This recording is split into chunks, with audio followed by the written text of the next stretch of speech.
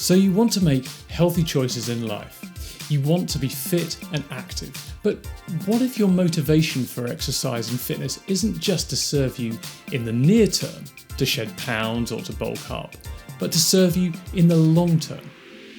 Welcome to Hours for the Making, the channel that explores how you can escape short-term thinking, get future fit, and live better by looking to the future. In this video, we're talking exercise and what it means for you in the long run.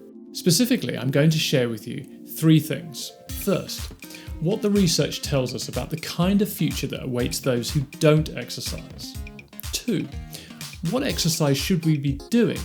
And 3, what tools and techniques can help motivate us along the way. Over 8 weeks, I tested what a long-term exercise regime might look like and whether I could stay motivated for such a long, far-off goal.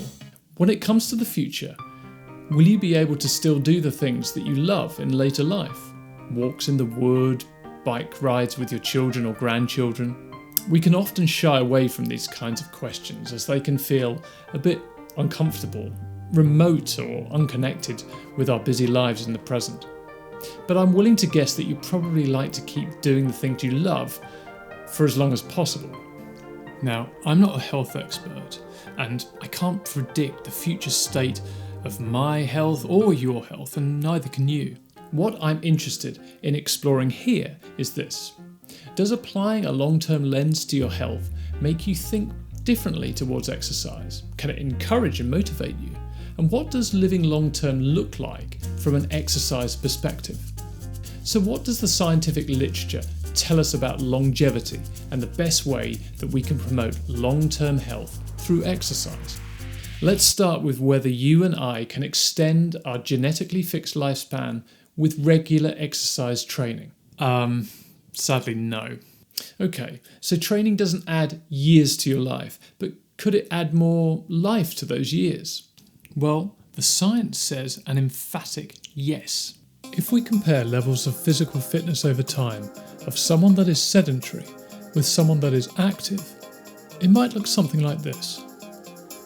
Researchers have established that if someone's level of physical fitness falls below a critical threshold, they'll struggle to live independently. Just look at the indicative point at which a sedentary person loses their independence. Contrast this with the active person. Regular exercise might not increase your genetically fixed lifespan, but the fitter you are in midlife, the greater your chance of reaching those later years, and importantly, to enjoy greater quality of life. So the aim of long-term exercise is to give you the best shot at living more healthy, independent years. What exercise do I actually need to do?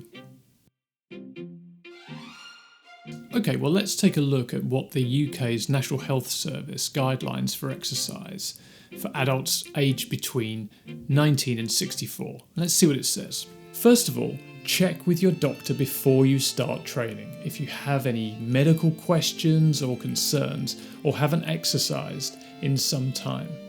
Make sure your activity and its intensity are appropriate for your fitness. It suggests 2 types of exercise, resistance and cardiovascular. Each week, adults should aim for 2 sessions of resistance training that works all major muscle groups and at least 150 minutes of moderate intensity cardiovascular activity. Dial up the intensity, you can get the benefits in less time.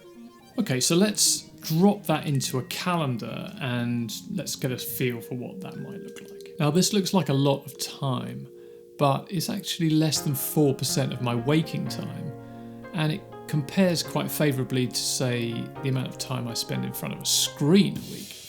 And let's just remind ourselves of some of the long-term benefits. According to the NHS, the chances of suffering from some cancers are cut by 20%, joint and back pain are cut by 25%, cardiovascular disease by 35%, and type 2 diabetes by as much as 40%. Okay, so we have our why and our how. So let's get started. For my first session, I did some CV with a heart rate monitor to track exactly what's going on and to make sure I'm actually raising my heart rate enough to be doing something worthwhile. Well, day one, tiring, but brilliant. Day two of resistance training also just flies by. The novelty still making this feel like a fresh adventure.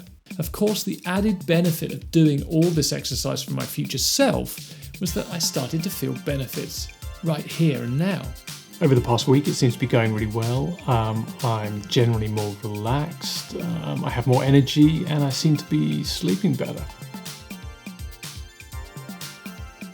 Week 2 also flies by. But then something changed. Okay, it's start of week 3 and I'm feeling really tired and I feel like skipping a session or 2. So I needed a little extra help and guidance to get me back on track. The whole point of this long-term exercise challenge is that I'm exercising today to bring more life to my future self in the far future. Remember the graph of dependency doom? The problem as I see it is this. I just can't quite picture myself at 70, at least not clearly enough to make this feel like it's really important and really urgent. Indeed, this problem is not uncommon. For many of us, when we think about ourselves in the future, we view them as a different person and we treat them as a stranger. So how can you move towards treating your future self more like a friend you'd like to help? It has been suggested that our connectedness with our future self is in part down to how vividly we can imagine ourselves in the years and decades to come. Curiously, studies have found that events that are recalled more vividly are assumed to take place closer in time to the present.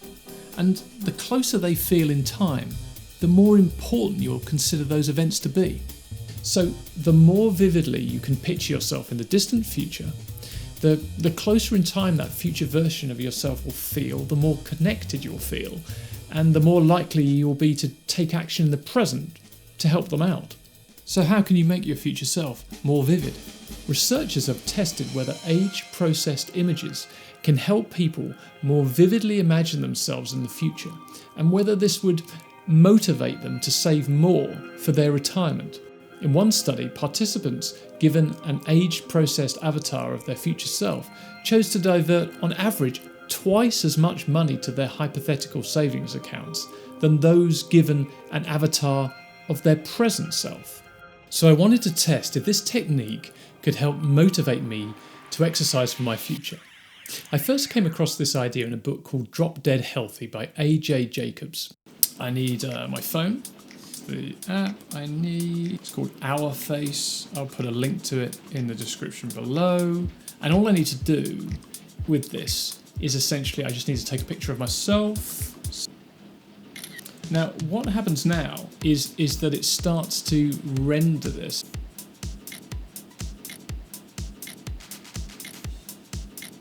So it's actually making me look a little bit older. Oh, goodness me. Oh, blimey. I'm looking at this picture and I'm thinking, well, it definitely helps me to visualise more vividly my future self at 70, some 30 years in the future. And so do I feel a deeper sense of connection towards them? Yeah, I think I do, actually. Okay, so what I'm going to do is I'm going to print this picture out. I'm going to put it up somewhere really prominently that I look at every day, and it just reminds me why I'm doing all of this exercise.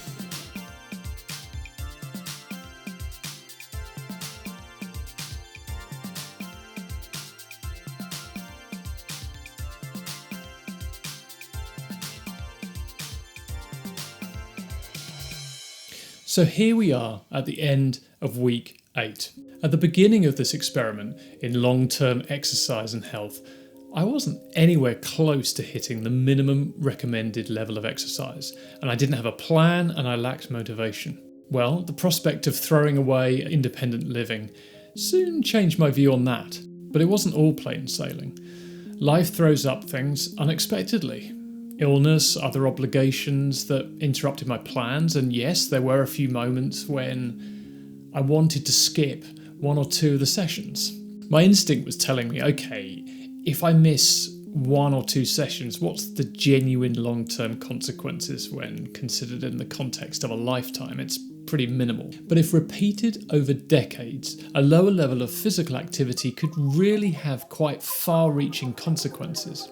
I found these long-term thinking techniques surprisingly compelling, if not a little frightening, and they were pretty effective at keeping me motivated. Seeing my 70-year-old future self proved to be, for me at least, a pretty powerful motivator. So was all this time spent exercising for the far future worth it? By the end of this experiment, I've really begun to feel a genuine sense, a surprising sense of connection with my future self at 70. I felt this sense of generosity towards them, like I'm helping them out and future gifting them a better life. Now, of course, there are always present-day demands that get in the way of exercising.